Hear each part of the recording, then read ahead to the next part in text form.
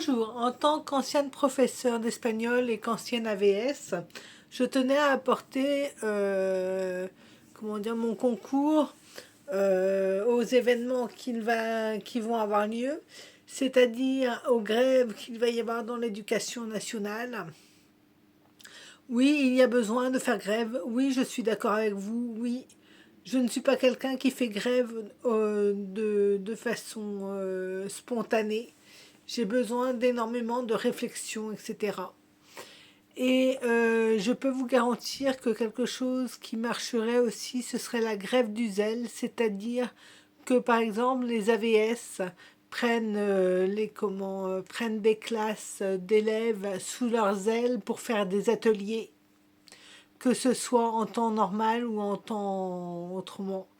Euh, En temps normal, demander à ce qu'on leur confie des groupes au lieu un seul enfant, ça mettrait plus d'accent sur leur travail et ça éviterait que certains personnels restent à ne rien faire pendant plusieurs heures d'affilée. Ça leur permettrait aussi de travailler leur mémoire, de travailler leur logique, de travailler tout ce qu'il faut être travaillé intellectuellement et manuellement, en faisant des ateliers pédagogiques, je ne sais pas, par exemple en créant une mini-ferme, par exemple, avec de la pâte durcissante. Je parle de primaire, hein. En maternelle ou en primaire, par exemple, pour que des enfants puissent jouer avec après, pour la mettre en décoration, pour savoir quel type d'animaux c'est, si ce sont des bovidés, des ovidés, etc., etc., des porcins, voilà. Donc il y a plein de choses à faire, il y a plein de choses à faire.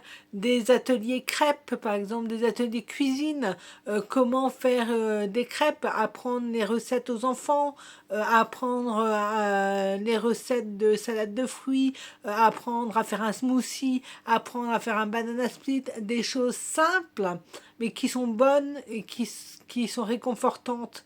Euh, Apprendre, par exemple, faire des ateliers pédagogiques pour faire des masques africains, pour faire des masques, je ne sais pas, par rapport à, par rapport au maquillage de certains événements, comme la Katrina, par exemple, pour la fête des morts au Mexique. euh, Apprendre à se déguiser, apprendre à créer des choses de leurs mains, faire des ateliers de chapeaux, par exemple, pour apprendre aux enfants à faire des chapeaux avec du carton et des grandes feuilles de canson, des grandes feuilles de papier peint, des chutes de papier peint. Moi, je faisais ça en centre de loisirs. Il y a déjà plus de 20 ans. Donc, et c'est des choses qui passionnent les enfants, que les enfants adorent faire des choses pour se déguiser, faire des déguisements dans des matériaux plus ou moins, comment dire, nobles, avec des sacs poubelles, avec des tissus, avec des papiers, avec des cartons, avec du métal, avec des bocs comment ça s'appelle, des bouchons de bouteilles, enfin ce genre de choses, même avec des bouteilles, faire des choses. Donc il y a des tas de choses à faire. La créativité est là, autant s'en servir. Donc voilà. Donc je vous souhaite en tout cas une bonne rentrée passée, une bonne rentrée à venir pour ceux qui vont être en vacances dans pas longtemps. Et je vous souhaite bien du bonheur et bien de la paix, que ce soit aux Israéliens ou aux Palestiniens.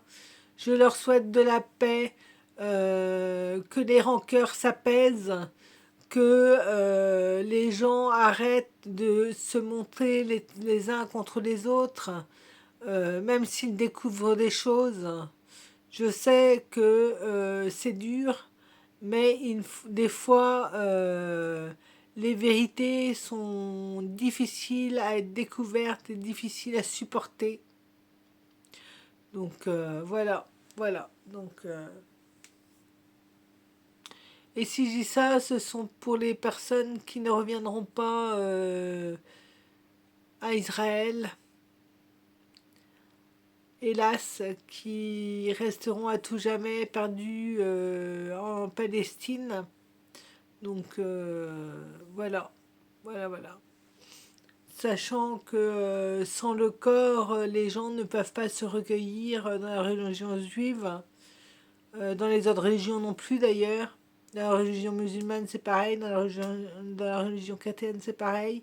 Sans le corps de la personne, on ne peut pas prononcer son décès.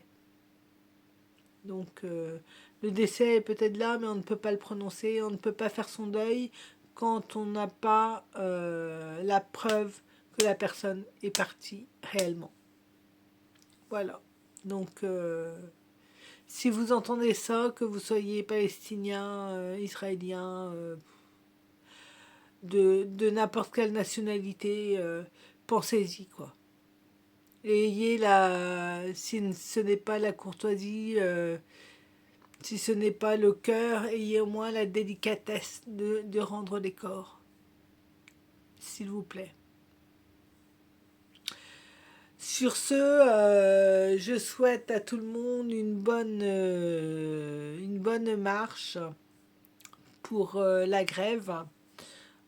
Sachez que il y a beaucoup de choses qui doivent être faites, qui vont être faites dans l'éducation nationale par manque de moyens, car en ce moment, ce qu'il se passe, c'est que la France sent la menace de la guerre qui se rapproche avec la Russie, n'est-ce pas?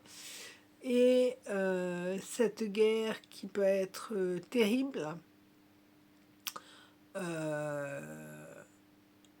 il faut la préparer, et pour la préparer, il faut des fonds, et pour avoir des fonds, il faut sacrifier certains postes. Et hélas, on sacrifie l'éducation nationale au profit de l'armée, au profit de l'armement. Ce qui peut être compréhensible, hein, mais n'oublions pas que des gens qui ne font qu'obéir et qui posent leurs fesses et qui se lèvent quand on claque des doigts, ça marchera pas. Il faut des gens qui réfléchissent aussi. Il n'y a pas que les métiers manuels, il n'y a pas que faire du sport. Faut réfléchir aussi. Faut réfléchir. Faut allier les deux.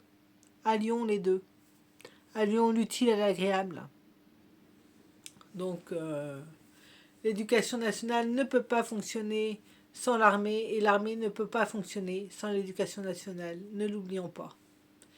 Maintenant, il y a beaucoup de choses qui doivent être faites dans l'éducation nationale, comme arrêter d'engager que des notables, n'est-ce pas, et de laisser sur le carreau des gens qui se sont donné corps et âme pour le ministère dans certains rectorats, n'est-ce pas, et à qui on a promis monts et merveilles et qui n'ont jamais rien vu venir à part un non-renouvellement comme moi. On m'a menti pendant des années. On m'a dit ce poste est à vous, vous êtes titularisé sur ce poste et on m'a fait dégager de ce poste parce qu'on me disait que j'étais en danger de mort. Voilà, donc sur ce, je vous laisse. Je vous souhaite une très bonne nuit. Au revoir, bonne journée.